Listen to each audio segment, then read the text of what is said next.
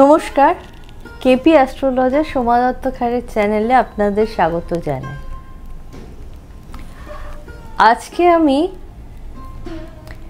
সম্পত্তিগত কারণে মানুষ কতটা নিচে নামতে পারে তার একটা উদাহরণস্বরূপ, এবং তার জন্য লোকে ব্ল্যাক ম্যাজিক করে নিজের রক্তের সম্পর্কের ক্ষতি করতে কিভাবে তৎপর হয়ে ওঠে তারই নিদর্শন রাখব।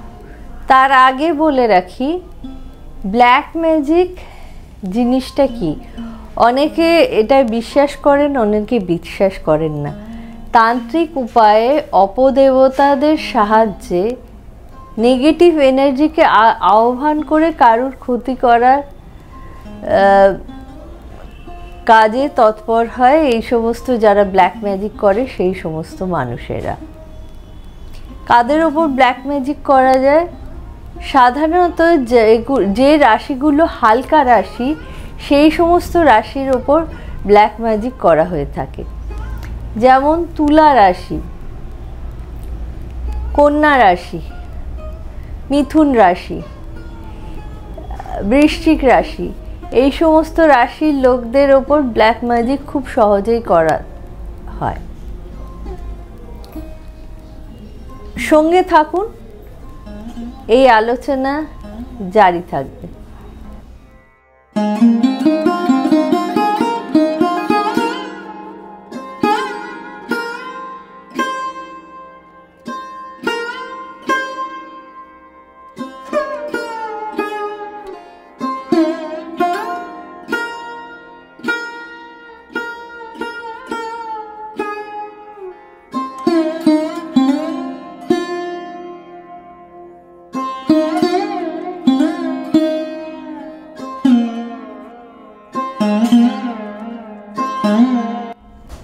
এক খুড়তো জ্যাঠতো ভাই বোনের গল্প শোনাবো। কোনো এক প্রত্যন্ত গ্রামে দুই ভাই থাকতো, বড় দাদার এক মেয়ে এবং ছোট দাদার এক ছেলে, ছোট ভাইয়ের এক ছেলে। তো এরা গ্রামের বাড়িতে থাকতো, তাদের প্রচুর জমি জমা ছিল। তো বড় দাদার প্রচুর টাকা পয়সা ছিল, কিন্তু ছোট ভাইয়ের কাছে, ছোট ভাই কপর্দক শূন্য, তাদের ভালো মতো খাওয়া দাওয়াও হতো না। কিন্তু তার ছেলে খুব মেধাবী ছিল, পড়াশোনায় সবসময় প্রথম সারিতে আসতো, যথেষ্ট পোটেনশিয়াল ছিল। সবাই গ্রামের লোক জানতো একদিন সে মুখ উজ্জ্বল করবে। কিন্তু ছোট ভাইয়ের সংসারে তাদের হয়তো ভালো খাওয়া দাওয়াই জুটতো না, অর্ধেক দিন তারা খেতেই পেত না। এহেন ছোট ভাইয়ের ছেলে যখন হায়ার সেকেন্ডারি পাশ করলো, সে র্যাঙ্ক পেল। র্যাঙ্ক পেয়ে পাশ করবার পরে গ্রামের পঞ্চায়েত থেকে তাকে ঠিক করা হলো যে তাকে জয়েন্টে বসানো হবে। সে ইঞ্জিনিয়ারিংয়ে তার ন্যাক ছিল, তাকে ইঞ্জিনিয়ার করাতে হবে, এবং গ্রামের পঞ্চায়েত থেকে অর্থ দিয়ে সাহায্য করলো যাতে সে প্রপার টিউশন নিয়ে এই সমস্ত লেখাপড়া করতে পারে। সেই সময় তার বড় ভাইয়ের যে মেয়ে আছে, সে ছোট ভাইয়ের ছেলেকে একদিন ডেকে বলল, আয় আমাদের বাড়ি, তুই আজকে খাবি।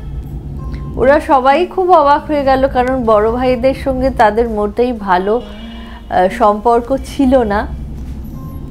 সে হঠাৎ ডাকছে, যাই হোক তার বাড়িতে গেল। সে তো মাংস, পোলাও, মাছ নানা রকম রান্না করে খাওয়ালো। ছোটো ভাইয়ের ছেলেও খুব খুশি। কিন্তু খেয়ে এসে রাত্রিবেলা থেকে তার রক্ত বমি হতে শুরু করলো। এবার গ্রামের ডাক্তার ধরতে পারছে না, তার শরীরও দুর্বল হয়ে পড়ছে, সেই রক্ত বমি থামছে না, থেকেই সে বমি করছে আর বমির সঙ্গে রক্ত পড়ছে। গ্রামের ডাক্তার যখন পারছে না, তখন তাকে বড় শহরে নিয়ে যাওয়া হলো, শহরের ডাক্তারকে দেখানো হলো। কিন্তু কেউই ধরতে পারছে না যে কি হয়েছে, কি কারণে ওর হচ্ছে। ফুড পয়জনিং হলে সেটা ওষুধ দিয়ে ঠিক করা যায়, ইঞ্জেকশন দেওয়া হচ্ছে, ওষুধ দেওয়া হচ্ছে, কিছুতেই ঠিক হচ্ছে না। তখন গ্রামেরই কোনো লোক বলল, গ্রামের লোকরা বলেই থাকে যে একে নিশ্চয়ই ভূতে ধরেছে, একে নিশ্চয়ই প্রেতে ধরেছে। এবং শহরের কোনো এক চেনা জানা জ্যোতিষকে দেখানো হলো, তার কুষ্টি করে জ্যোতিষ সমস্ত বিচার করে বললেন না, এর ওপর বান মারা হয়েছে। এটাও এক ধরনের কালাজাদুরি পদ্ধতি। তিনি সমস্ত কথা শুনলেন, তখন বুঝলেন যে ওই সম্পত্তির লোভেই যাতে শেষ হয়ে যায় এবং সমস্ত সম্পত্তি আলটিমেটলি যাতে বড় ভাইয়ের কাছেই থেকে যায়, ছোট ভাই কিছু না পায়। এমনিতেই ছোট ভাই আর কোনো টু শব্দ করবে না তার যদি একমাত্র সন্তানই চলে যায়, সেই কারণেই ওর ওপর এই জিনিসটা করা হয়েছে। যাই হোক, সেই জ্যোতিষী কোনো তান্ত্রিকের কাছে নিয়ে গিয়ে সমস্ত কিছু ঠিক করে পুজো আচ্চা করে যা যা তার প্রতিকার করার তিনি নিজের পয়সা খরচ করে সেই প্রতিকার করে ঠিক করলেন এবং বললেন অবশ্যই তুমি এর চিকিৎসা চালিয়ে যাও। তারপরে তাকে যা চিকিৎসা করা হলো সে আস্তে আস্তে সুস্থ হয়ে উঠল এবং পরে সে পড়াশুনো করে ইঞ্জিনিয়ারও হয়েছে এবং এখন সে দাঁড়িয়ে গেছে, তার নিজের সংসারও হয়েছে। তো এটাই আপনারা দেখুন কতখানি নিন্দনীয় কাজ, কতখানি নীচ মানসিকতার লোক হলে এরকম সম্পত্তির লোভে নিজের রক্ত সঙ্গে এই ধরনের আচরণ করে থাকে মানুষ। এখন আমি আলোচনা করব যে কোন কোন গ্রহ কোথায় কোনভাবে থাকলে বোঝা যায় যে সেই মানুষটি ব্ল্যাক ম্যাজিকের শিকার হয়ে যাবে। কেতু, আগের দিনও আলোচনা করেছি, কেতু ও রাহু হচ্ছে সবথেকে বড় গ্রহ। কেতু বা রাহুর দশায় এই সমস্ত ব্ল্যাক ম্যাজিকের যাদের ওপর করা হয় তাদের ওপর বেশি এফেক্টিভ হয়।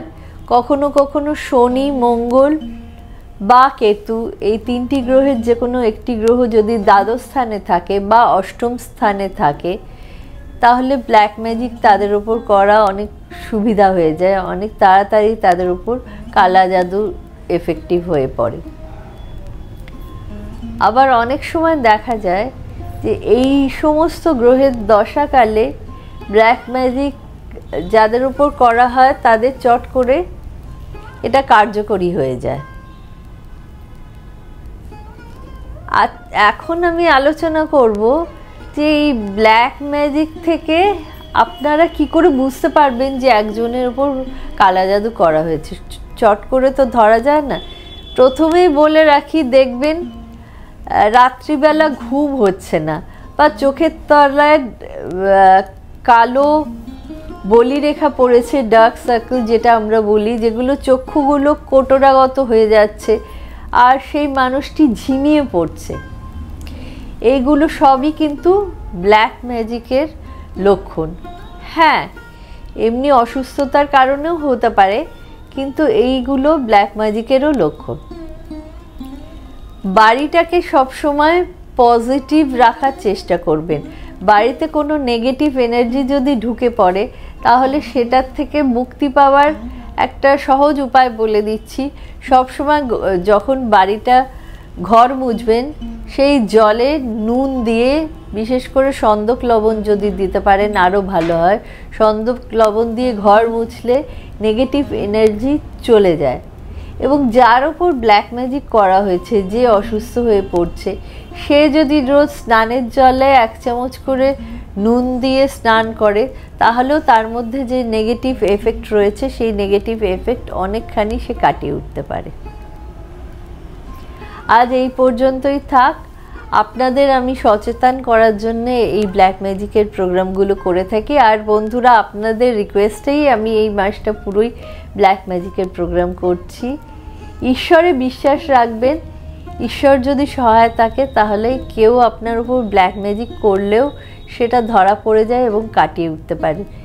আমাদের প্রারব্ধের জন্যে আমরা অনেক কিছুই, কিন্তু হয়তো আমাদের এটা প্রাপ্য নয়, কিন্তু আমরা তো জানি না আমরা গত জন্মে কি করেছি, তার ফলে অনেক সময় এই জন্মে আমরা অনেক কিছু শাস্তি পেয়ে থাকি। কিন্তু এই জন্মে যদি আমরা সৎ পথে চলি তাহলে নিশ্চয়ই ঈশ্বর আমাদের সহায় থাকবেন। পজিটিভ ভাববেন, ভালো থাকবেন। নমস্কার।